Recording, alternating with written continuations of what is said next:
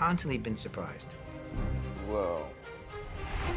When we look at the internet and where it came from and where it's arrived today and where it's headed, I think it's quite clear that the engineers didn't really realize just how much this was going to change things. People thought we were crazy. The internet thing is never going to be as important as the telephone or the television.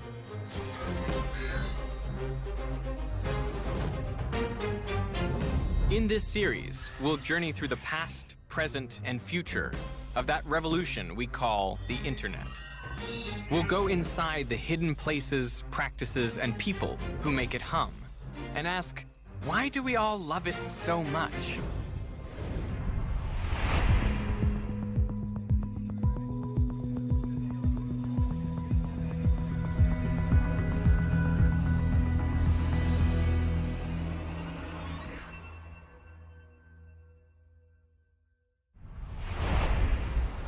This is the internet. Really, right here. We usually think of it as invisible, up somewhere in the cloud. But this is where the invisible becomes visible, where the intangible becomes concrete. I'm Derek Muller, and I'm in an internet exchange point, one of hundreds of places around the world where computers, networks all link up to form the global internet. What's happening in here is that countless routers and switches are receiving data from one network and they're passing it over to another network via real physical cables. So it's a network of networks, all interconnected, which is why we call it the internet. And here you can actually reach out and physically touch it. Everything we've ever recorded, or for that matter, ever written, texted, or Tumblred, passes through these global internet exchange points. It is a cosmic journey, the likes of which neither Newton, Tesla, nor Einstein could ever have fathomed. All of it traveling at the speed of light. I spend most of my working life here on the internet. Now, I know that may sound a little bit nerdy, but I actually really enjoy it. I create and host an online science channel called Veritasium, meaning the element of truth. It is my dream job because I'm passionate about science, and now I can investigate topics I've always wondered about. Isn't that cool? And bring my world of science to a massive international audience. I capitalize on the reach of the web. For example, after uploading this video called The Surprising Application of the Magnus Effect, Oh, look at that go! it has now been viewed by more than 50 million people from around the world. Not bad for a film about a fluid dynamical effect. As a species, we have an inbuilt need to connect with others, to communicate and share our stories, to create community, in essence. And the internet empowers us to do that in ways we never before imagined. In 1969, the same year that a man stepped on the moon, Leonard Kleinrock headed up a team of computer scientists later hailed as the fathers of the internet. And it all started in a room like this one. But the interesting thing is that if none of us had been born, we'd still have an internet today. It was in the air. It was going to happen. The inspiration to create a brand new network came from a branch of the Defense Department called ARPA, the Advanced Research Projects Agency. Well, you know, ARPA was formed as a response to the 1957 Sputnik launch by the Russians. The Soviets had caught us with our pants down. We were behind in technology. At the time, computers were very large, very expensive, and separated by great distances. So a single user wishing to use multiple programs would have to travel to different locations. Computers need to talk to each other, and there was no way in which they were able to do so efficiently at the time. Here was the problem. If you were trying to send files or messages over a network, you'd have to put them in one at a time. So each message had to wait its turn. And if one of the messages were really big, it would take a long time to go through. The solution Leonard Kleinrock and his fellow internet pioneers came up with still lies at the heart of the internet today. It's called packet switching, in which all the messages are cut up into pieces of the same size, called packets. Then the packets can travel separately through the network, making the best use of every available space. So packets from small messages, well, they can squeeze into the gaps between packets from large messages, avoiding the long wait. And once those packets have reached their destination, they can be reassembled into their original messages. To do all that chopping and reassembling, a special device would connect computers to the network. This is the very first piece of internet equipment ever. This is where the internet began. It's the interface message processor. It's made out of a military hardened machine for the Department of Defense. Inside, you notice, it is so ugly, it's beautiful. It's my friend, has a unique odor, and it's really old equipment, but this is where the entire internet began, right here. The year is 1969. Richard Nixon is inaugurated as our 37th president, and more than 1 million people gathered at Woodstock to celebrate sex, drugs, and rock and roll. And on October 29th, Kleinrock's team at UCLA logged into a computer at the Stanford Research Institute. Now, to make sure this worked, because this was the first time these two host computers were going to talk to each other, to let somebody log in remotely, we had a telephone connection, just to be sure. Now, to log in, you have to type L-O-G. So, Charlie types the L and he says to Bill, "You get the L?" Bill says, "Got the L." Type the O. You get the O? Got the O. Type the G. Crash. The system went down. The first message ever on the internet was "lo," as in lo and behold. Samuel Morse had a good message on the telegraph network. He said, "What hath God wrought?" He prepared a message. He had the press and the media there. Alexander Graham Bell, telephone. "Come here, Watson, I need you." Neil Armstrong, a giant leap for mankind. But it turns out that the message we sent was about as short, as prophetic, as powerful as you can imagine. Lo, by accident.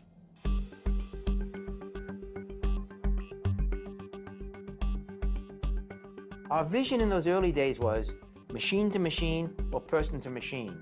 What I missed totally was that this was not about computers talking to each other. It was about people communicating with each other. By the end of 1969, there were just a few computers connected to the ARPANET. But the network grew steadily during the 1970s. But as they multiplied, it became more difficult for them to integrate into a worldwide system, and the desire for access to each other's data was enormous.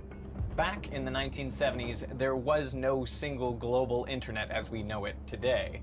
Instead, there were lots of different networks, like the government's big ARPANET, of satellite networks, and little community operations.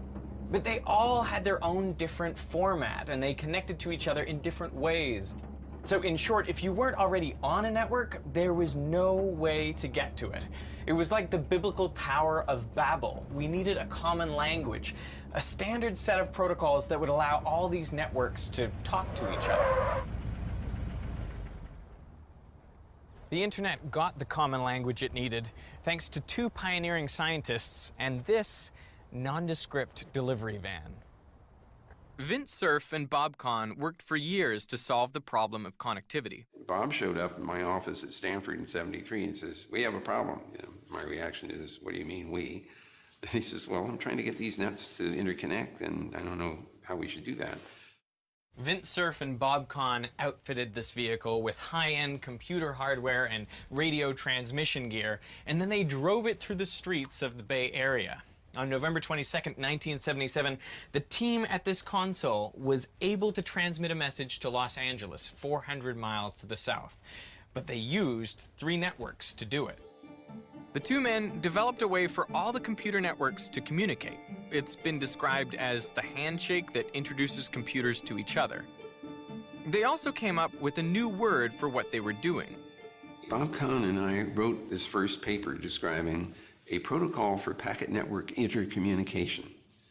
And so internetworking was the term that was used, but it was so clumsy. Bob Kahn called the project Internetting, And eventually we started to refer to the object that we were building as the Internet. Computers were still large, roughly the size of industrial refrigeration units. The only people who could afford them were large corporations, universities, and the military. But as they were manufactured to be smaller and smaller, personal computers began to take off, and so did the internet for the user at home. Probably 1981, I bought a PC and tried to get it hooked up to a modem, and it was really complicated, really difficult. But there still was something magical about the idea that I was, sitting at a computer connecting to people and ideas all over the world. The standard speed of connection was 56 kilobits per second, so uploading a video or even a photo took a ridiculously long time. People were complaining it was too slow, and we're going to fix that with the cable modem. Jim Phillips was an executive at Motorola in the mid-1990s when they developed a way to speed things up.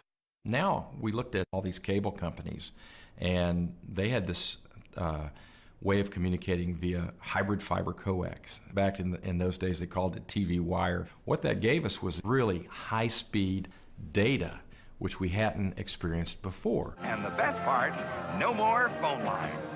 Suddenly, you could download audio, you could download video even. Once you were connected, you could also join discussion groups and send email.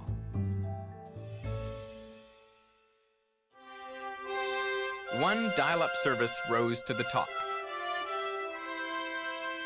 AOL, America Online. Welcome. You've got mail. It took millions of Americans online for the first time. The mission of AOL in the early days was to create a service that was easy to use, useful, fun, and affordable.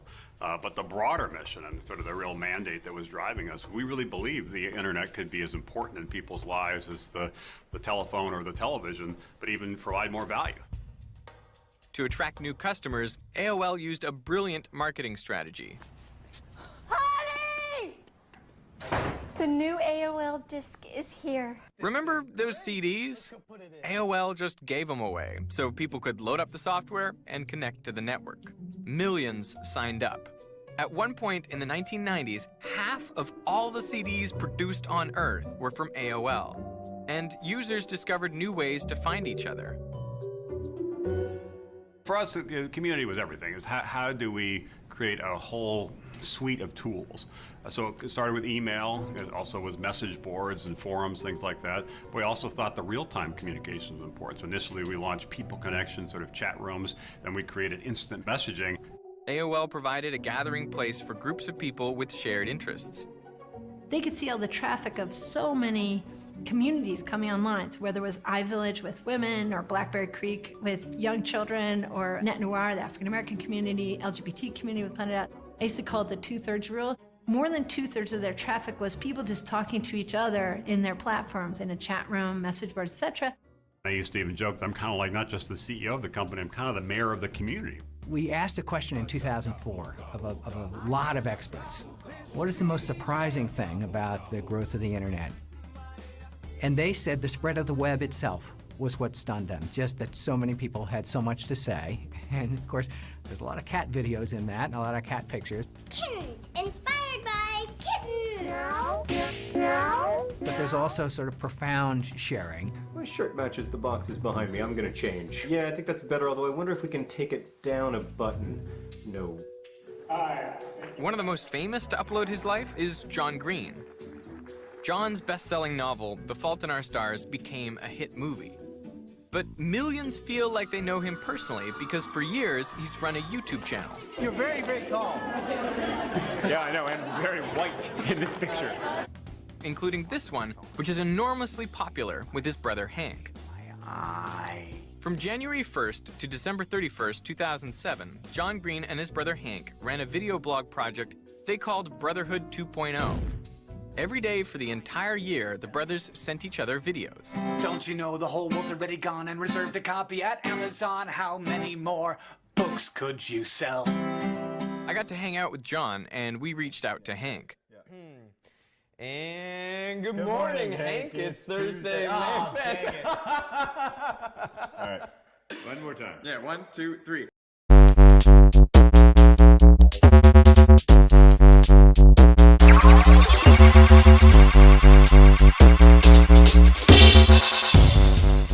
Most famous to upload his life is John Green.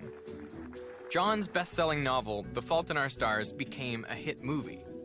But millions feel like they know him personally because for years he's run a YouTube channel. You're very, very tall. Yeah, I know, and very white in this picture. Including this one, which is enormously popular with his brother Hank. From January 1st to December 31st, 2007, John Green and his brother Hank ran a video blog project they called Brotherhood 2.0. Every day for the entire year, the brothers sent each other videos. Don't you know the whole world's already gone and reserved a copy at Amazon? How many more books could you sell? I got to hang out with John, and we reached out to Hank. And good morning, Hank. It's Thursday, May 5th. All right. One more time. Yeah, 1, 2, 3. Good morning, Hank. It's Thursday, May 5th. It's your birthday. Happy birthday. Cool. All right. I am rolling. We're rolling on sound. You like that? Great. All right. Okay. So, tell me how you decided to put your first video on YouTube. So late in 2006, my brother and I were talking on AOL Instant Messenger, and we were talking about how we never saw each other and we never talked on the phone. We only communicated textually. And we got this idea over Instant Messenger to stop communicating textually and only to communicate via videos that we made back and forth to each other every day. That was early. That was early days. Did you realize what you were doing at that point? No. What was your No. expectation for the project? I remember when Hank uploaded the first video and a couple days later we had 450 viewers. I remember thinking, where did these 450 people come from? It just felt huge to me. It was astonishing that you could reach people so directly. Off topic, but at the state fair, turkey legs are just so delicious. I wonder if velociraptor legs are good. Morning, Hank. It's Tuesday. Today's video is like nothing you ever bought at IKEA. It comes to you in only 2 parts. The Green Brothers' daily vlogs began to gather a massive audience, and theirs was one of the first big channels on YouTube, leading the way to the birth of a YouTube nation. Hi. Hi. Hi, everyone. Buongiorno. I love you. I mean, watch my channel. The brothers also set off a relay race of memorable virtual moments. By the end of this song. Sit down. Johnny, that really hurt. Yes, we can. Double rainbow. What does this mean? Hi guys, so this is my first video blog. Once the term social media was created, I guess I'll just do this. there was clarity that we were living in a world where the internet was of the people, by the people, Hi everybody. and for the people. We're all working hard to make this an awesome year for other people. This is your time. This is my time. It's our time. Get to it. The year was 2014. Ebola was in the news daily, and nearly 3 billion people were now on the internet.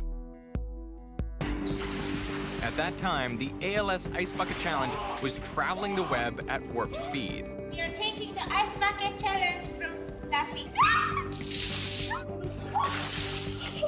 The online campaign went a little something like this. I am accepting the ALS Ice Bucket Challenge. Either you or someone you knew poured a cold bucket of water over your head.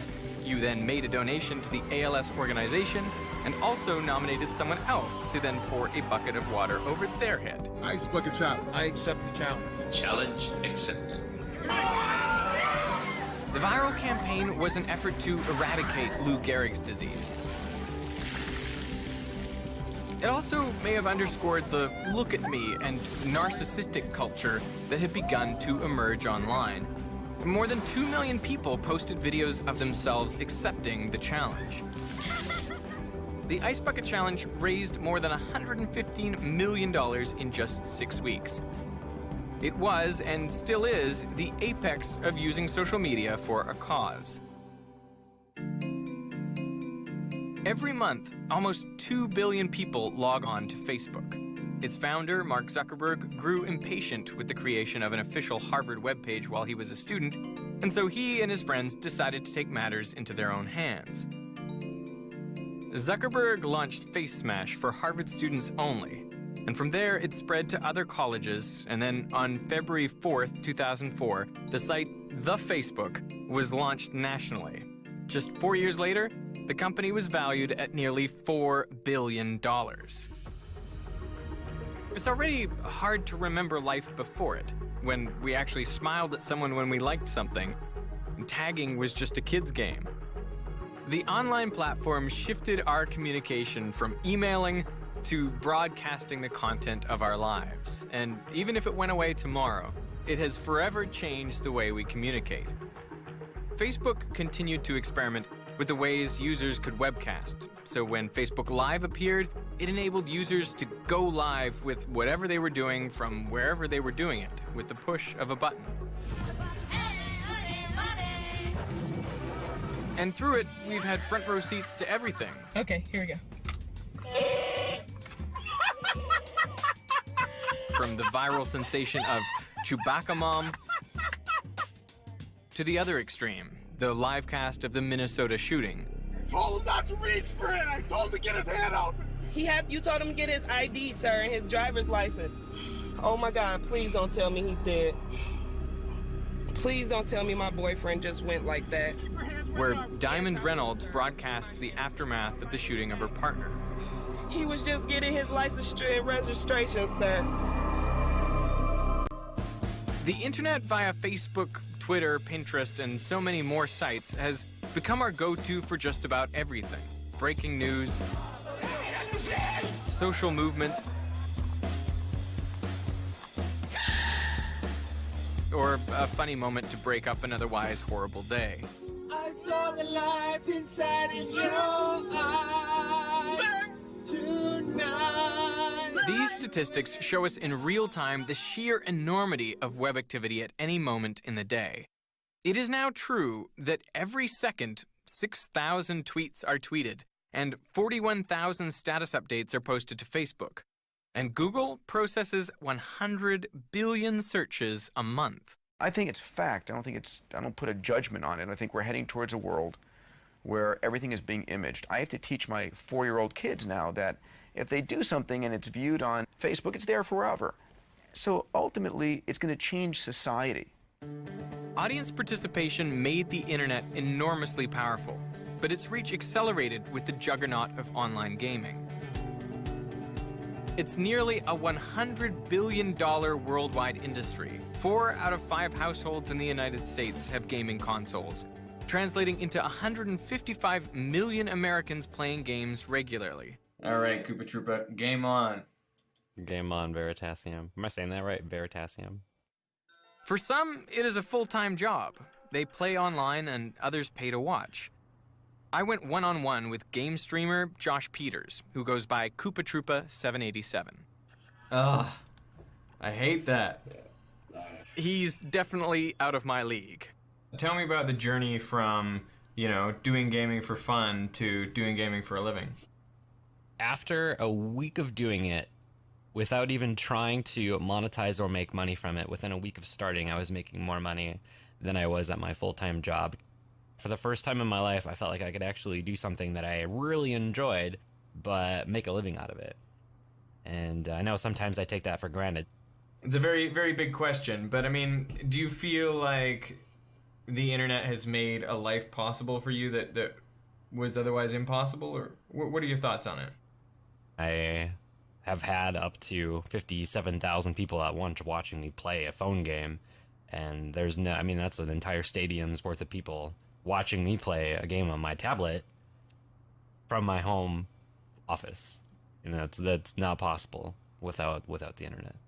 Let's see here. All right, he's dead. He's fallen to the ground. Now I'm going to try talking to the little kid again. And he has no idea where most of these people are watching him from, or who they are. The audience lurks in the shadows. His fan base is completely anonymous. Capitalizing on the invisibility of anonymity, apps like Whisper and Secret and Yik Yak began to saturate the marketplace. Yik Yak was created by college friends Tyler Droll and Brooks Buffington. They wanted to create a more democratic social media network where users didn't need a large number of followers to have a virtual voice. So they allowed people to post comments completely anonymously. Yik Yak's 1.8 million faceless users share thousands of yaks per day. It started out, innocently enough, with postings like, "Shout out to the girl in the red sweater on the library steps. Looking real good." I hate when my phone says searching, but when it does, I hold it to my heart and whisper, "Me too, phone. Me too." Good morning, Savannah. Well, the smartphone app Yik Yak only launched last December, but how quickly it took off. Yik Yak targets college students, but the younger crowd is using it too. And it can also be dangerous. It's called Yik Yak. but the tide quickly changed to cringeworthy and, of course, horribly offensive messages, or yaks as they are known. Female students at the University of Mary Washington were threatened verbally with rape and other kinds of abuse. Crime alert out of Fredericksburg, where police say a man has been arrested for the murder of his college roommate. One of them was actually murdered. Her friends and family say it was partly due to the tension that began on the app. In Falls Church, the funeral for Grace Mann is being held. There were incidents at dozens of colleges and universities. Yik Yak's founders say that they have made changes to address the complaints they received, like adding filters to flag offensive language. They have also built geofences around roughly 85% of the nation's high schools and middle schools. Total anonymity gives you freedom perhaps to speak or to explore different thoughts, ideas, possibilities that might be out of the bounds of perhaps your normal social milieu or your physical setting or whatever. But how do you balance the need for anonymity in very real situations, the political dissident, the abused spouse, etc., versus the growing trend of just intolerant speech online? As social media connects more people than ever before, its success depends on companies policing their sites so that racists, criminals, and bullies do not make their presence known. The really mean-spirited things that people say is just mind-boggling. Mind-boggling. Content moderators like Alex Schrum patrol the cyber frontier. Their full-time job is to remove offensive material from social networking sites. For content moderators like Alex, it's a grim workday, and the burnout rate is high. You say something offensive to someone online, you can't see their physical reaction in their face. You can't see how hurt they feel. So there's no human aspect to it, and you feel like you can kind of just, there's no consequences for your actions. It desensitizes us. When we go online, we're not looking at each other, and empathy is born in the gaze, in the eye contact, in the face. Sherry Turkle has spent the last 30 years studying the psychology of people's relationships with technology. There's been a 40% drop among young people, among college students, in the capacity for empathy in the last 20 years, with most of the change taking place in the past 10. Content moderation requires a human touch. No amount of programming or algorithms can do this work, especially when it comes to imagery. A lot of the images that come through are sexually explicit, sometimes sexually violent, or very gruesome. The constant stream of troubling words and pictures takes a toll. On average, moderators last somewhere between 3 and 6 months before quitting. Some have even reportedly developed post-traumatic stress disorder. You leave work at the end of the day feeling a little down, a little depressed, kind of lose your faith in humanity a little bit. My mantra for moderators is moderate in moderation. If you're doing it all day, every day, whether it's images or content or videos or anything else, you'll feel like your whole world is negativity. This business is often kept in the shadows intentionally. The large companies who hire content moderators don't advertise that reportedly half of their workforce is doing this type of work. They don't want the public to know that there's actually a huge need to police their sites. Most people don't know that there's this whole other side to the internet where there are people working really hard to prevent you from seeing some of the more negative things that get posted online, which there are a lot of. I don't think we'll ever get rid of kind of the dark corners of the internet where the seedy people go to do what they'll always do. I think it's inevitable, and it's just part of human nature, and it's going to be a part of the internet as long as the internet is around. Some governments have also taken action to gain control of the web. Take China, for example. They've built what's known as the Great Firewall.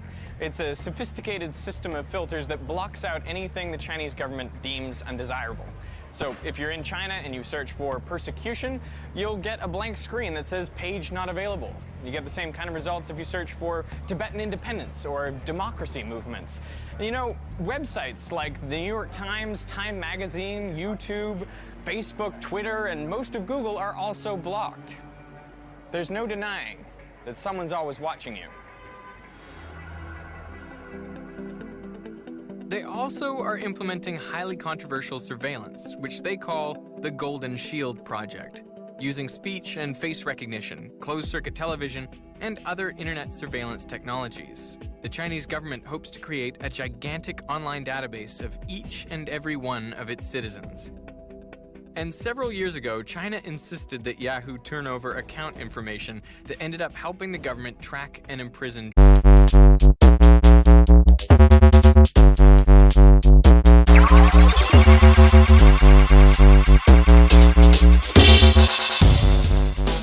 It's a sophisticated system of filters that blocks out anything the Chinese government deems undesirable.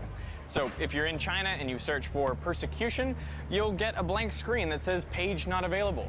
You get the same kind of results if you search for Tibetan independence or democracy movements. You know, websites like the New York Times, Time Magazine, YouTube, Facebook, Twitter, and most of Google are also blocked. There's no denying that someone's always watching you. They also are implementing highly controversial surveillance, which they call the Golden Shield Project, using speech and face recognition, closed-circuit television, and other internet surveillance technologies. The Chinese government hopes to create a gigantic online database of each and every one of its citizens. And several years ago, China insisted that Yahoo turn over account information that ended up helping the government track and imprison journalists, 2 of which were then sentenced to 10 years in prison.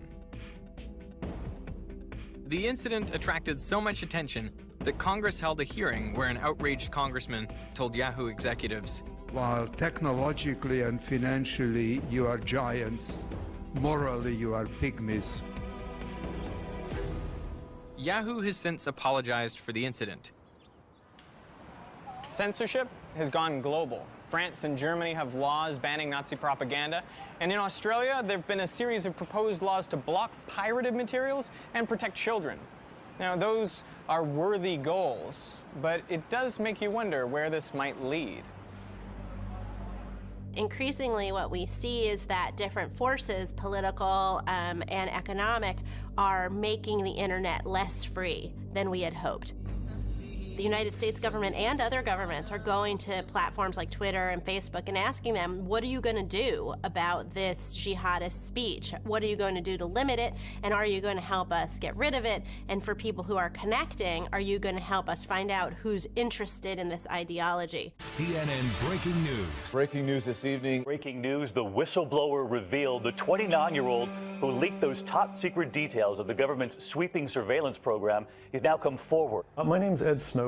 Edward Snowden's infamous revelations set off a ripple effect that is still traveling throughout the digital world. Leaked documents suggested the NSA was tapping directly into the servers of firms like Google, Facebook, and Apple. By all appearances, it's a top-secret program that's been going on for years. The public needs to decide whether these programs and policies are right or wrong. Snowden worked for the National Security Agency and leaked thousands of classified documents that revealed the government was collecting the communication records of perfectly average folks, people like you and me. They were, in essence, spying on millions of Americans. We caught up with him in Russia, where he is in exile. He says that we should consider how far the government will go with that information. One of the common questions that people have when they think about the surveillance problem, when they think about all of the data that's being collected by corporations and government, is why do people get so angry when the spies are doing it, when the government is doing it? when they say they're trying to do it to save lives, the answer, as far as we can tell today, is that the participation with these private companies is largely voluntary. You're opting in to use Facebook. You're signing up for a Google account. You're agreeing to the terms of service on Twitter. And there's also a difference in the level of power that these different sets of actors can bring to bear. Google can spy on your email and serve you ads that they think are relevant to your interest. The government can put you in jail or drop a bomb on you. The revelations sparked by Edward Snowden and continuing through the last several years, frankly, I think have reshaped the conversation in this country, certainly, and really around the world. We know that the internet and much of the digital world was an American invention. Once it went global, that meant to the rest of the world that the United States was holding the keys to cyberspace. But once the Snowden incident happened, things began to change. Non-Americans began not to trust us. They were concerned that Big Brother, or rather Uncle Sam, was watching. Americans also did not want to accept that their technological life had to come at the price of possible surveillance. As a result, internet sovereignty is inching forward, where we may become a world where the web literally splinters along geographic boundaries, also known as the splinternet. One of the probably most compelling threats to a truly global internet right now are the calls for data localization and in-country servers and the application of one country's laws over another. Right now, we enjoy an internet that is a global network of people and institutions that we have come to rely on. It is open, flexible, and efficient. But if the internet becomes the splinternet, it would become a rigid system with impenetrable borders, and critics argue it would also lead to a system even more vulnerable to government abuse. Another online threat goes beyond invading your virtual space to actually invading your personal space. Police department, search warrant! Police department, search warrant! Put your hands up! Put your hands up!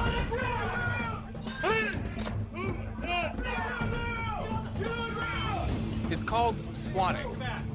It is an internet prank where someone finds out your home address and calls 911 to report a fake emergency. And just a few years ago, one went down in a suburb of Atlanta. It began with this 911 call.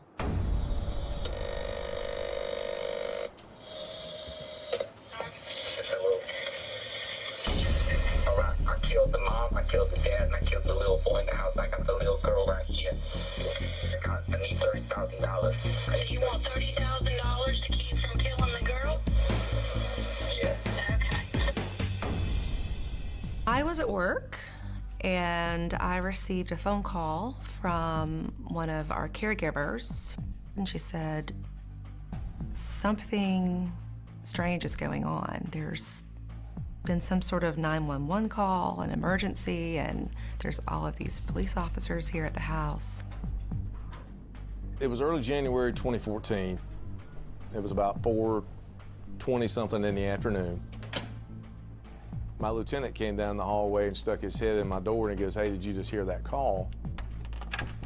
And he said, "Yeah, we got a person shot, at least 2 shot, and a hostage situation."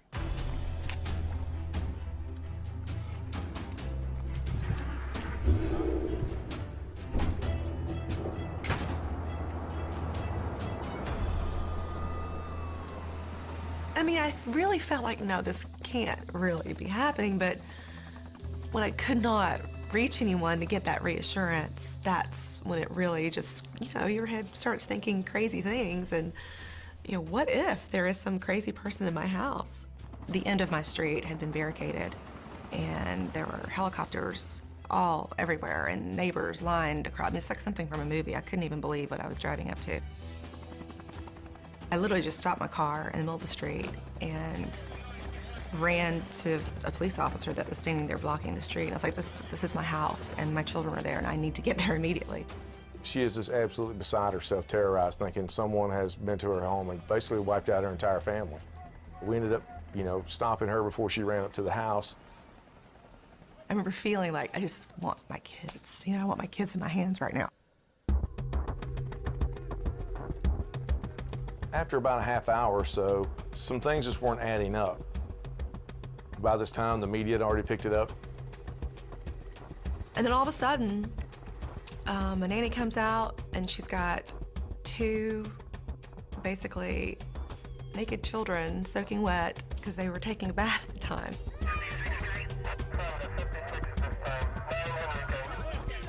Our patrol guys go in and they clear the whole house.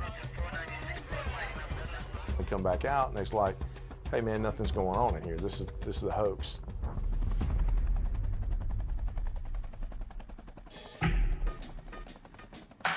Their main goal is to try to elicit a large law enforcement response, because even after it's done, they can come back and say to the person, hey, I reached out and got you today, I'll do it again to you tomorrow, don't mess with me.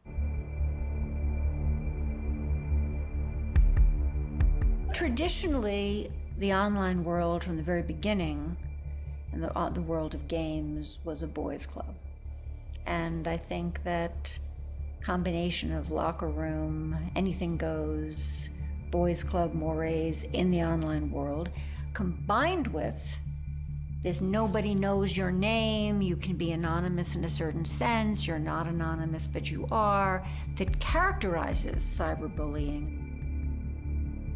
It's just a sick game. It's a kind of a retaliatory action. I'm not sure exactly what causes it to reach to a level of where you get swatted, but that was my understanding.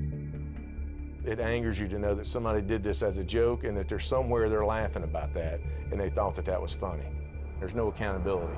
It's like a wild, wild west on the internet, and every now and then a marshal will ride through town and bring some law and order, but then he leaves and everything goes right back to the same way it was. It can seem chaotic and lawless, but we can't really blame the internet for the malicious behavior of its users. That's the thing, we brought with us all of our social values onto the internet. It's not that the internet changed our social values, it reflects them. The global internet is so infinitely accessible, bad actors can show up anywhere. As for the technology itself, it's always been content neutral. The network never knew anything about what was being carried. Sort of like cars going down the road, you don't know what's inside. All you know is there's a road and a car and somebody driving. Check out this new app. It's called Invisible Girlfriend, and it allows you to build your ideal partner virtually. As the site says, it offers social proof. You know, like if you're not in a relationship, but you want people to think you are. Now, don't get the wrong idea. I am very happy with my actual real-life girlfriend, but I thought I should investigate this to see what the future may hold. So first, you set up your own profile, and then you get to pick her traits. Her name? Let's go with Katie. Now, what is she like? Personality traits. How about lovingly nerdy? And what sort of stuff is she into? Ooh, chess. No, on second thought, no, let's not do chess. How about fashion? Yeah. Ooh, cooking. Yeah, that's a good one. And sports. Where do we meet?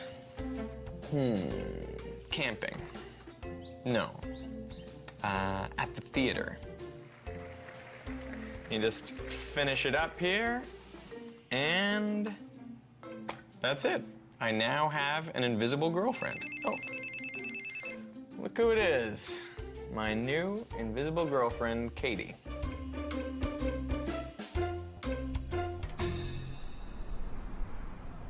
Why would someone need a fake girlfriend? People aren't getting their emotional needs met online. They can find experiences elsewhere, but you may not get emotional support. There's this real lack of empathy in the world. Meet the inventors of Invisible Girlfriend. This all started out as a crazy idea at a hackathon. It was a throwaway idea. He thought it was stupid. We formed a team, thought it would be fun to work on. What we wanted to do is just see if can we build something in a weekend. How soon could we get that working? Always that question. The challenge was, how do we actually create a fake girlfriend or boyfriend? Starting out with a chatbot and then ended up going to real humans because chatbots just don't work. So we built a very, very simple service. That simple service took off. Okay, ready? Let's do it. Refresh. 3, 2, 1.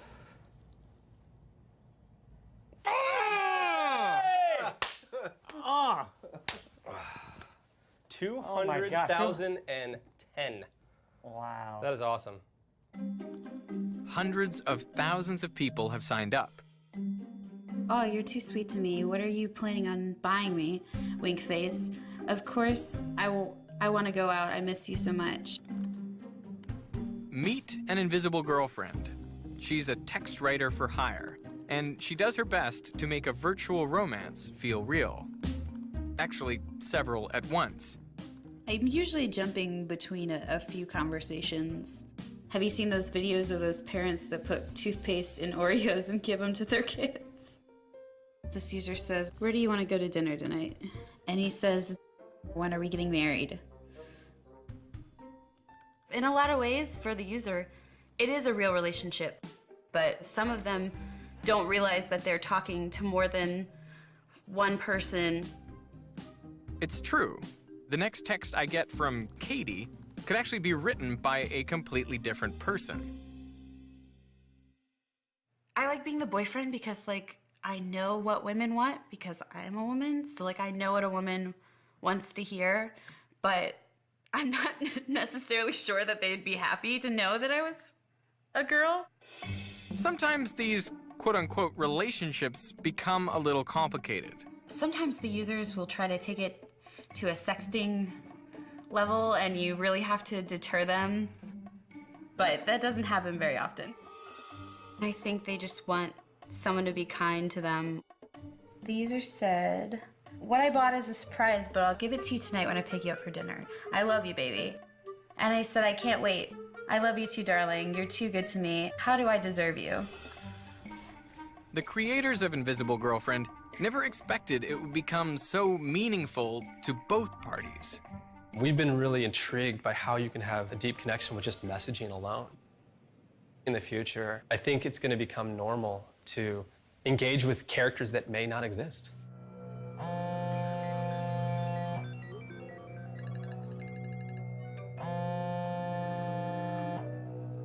With the web connecting more people than ever before, shouldn't we be able to have real human connections?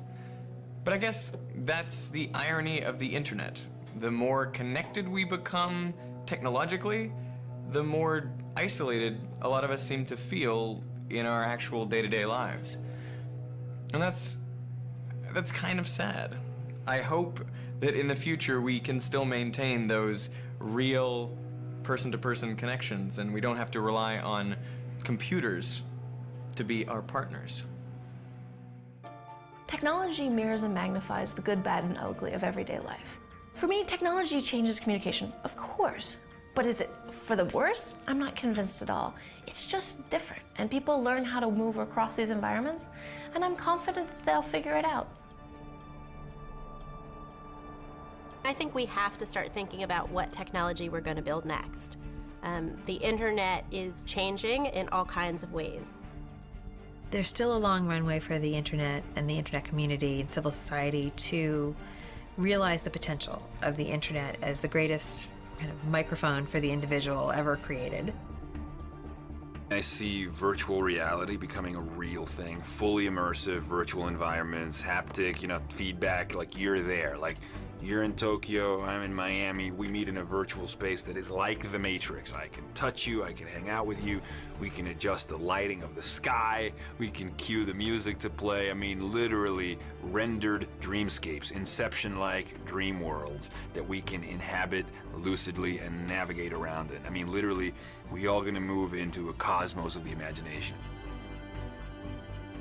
That type of immersion is going to change things so fast, and it's here.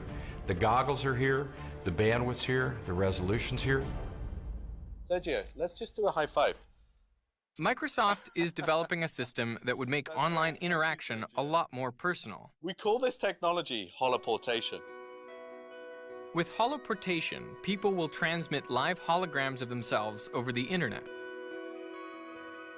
Hi, Bob, I miss you. Hey, Lilia, I miss you too. You coming home. The internet has become the main way we interact with others, real or imaginary, virtual or robotic. In the not-too-distant future, it could also transform how we interact with the dead.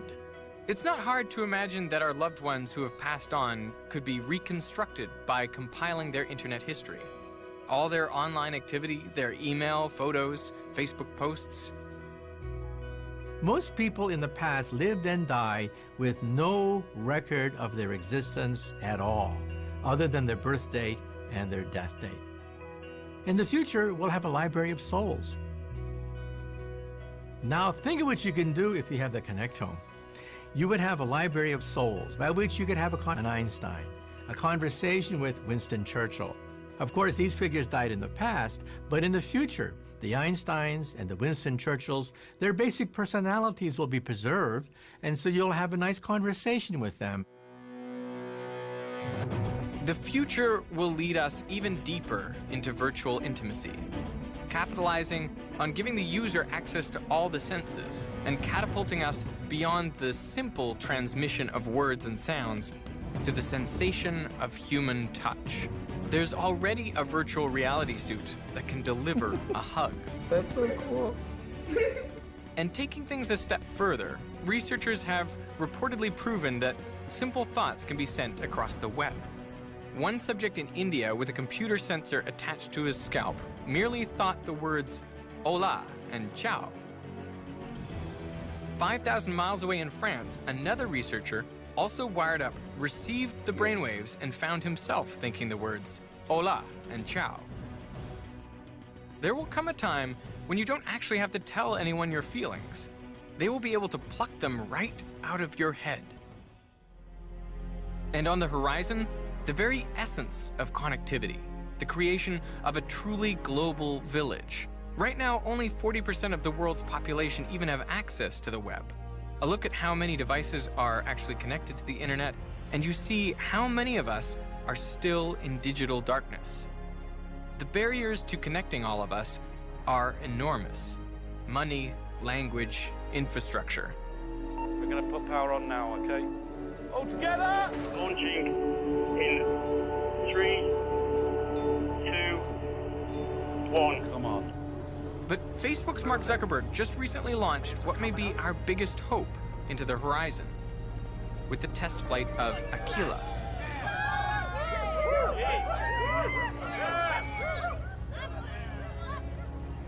Aquila is a solar-powered drone, and once she is launched, she should be able to fly for up to months at a time, blanketing the most remote parts of the world with Wi-Fi. This is not the final frontier. The mobile device you have will be supplanted by other things, I'm certain. The system will just be on all the time, waiting for us to ask a question or to ask for an action to be taken. So the way to think about where the internet is going